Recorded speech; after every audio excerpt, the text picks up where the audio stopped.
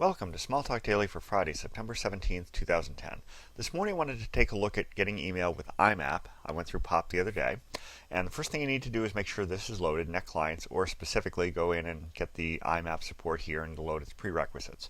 Once you've done that, you have to write code that looks a little like this. I'm going to just do this in a workspace. I set up an IMAP client on my host, and it's the one I use at Cincom. I set up a username, so I have a net user with my username and my password. And then I hand that net user to IMAP user, net user. Then, just like POP, I do a connect and login. And then I can examine the mailbox, and it'll give me some details about it. And then I can ask for how many messages are in it. And then I can fetch the messages. Once I fetch them, if I so desire, I can delete them from the server. Now, I'm not going to do that part because I'd prefer to have my Cincom mail come into my regular mail client. I don't want to accidentally blow something away that I want to use. But let's go ahead and take a look. So we'll do all of this part down here. And then we'll take a look at data. So it does that. And now I'm going to take a look at this guy here. And you can see that it comes in. There's no mail in there right now. No recent ones. But you can see that it's giving me all the information about the mailbox.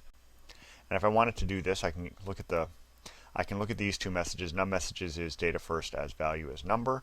So I can do this and inspect that. And sure enough, it's going to tell me there are no messages.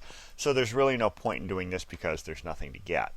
But if you want to take a look at how this works, I can go in here and let's go and browse IMAP client, and we can take a look at the protocol in here a little bit.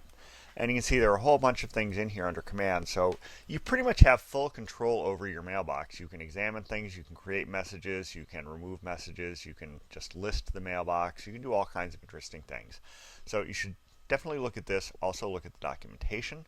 Once you're finished, you do need to close the connection like this, and that pretty much wraps up your usage of IMAP. So that's about it for today. Until next time, have fun with Smalltalk.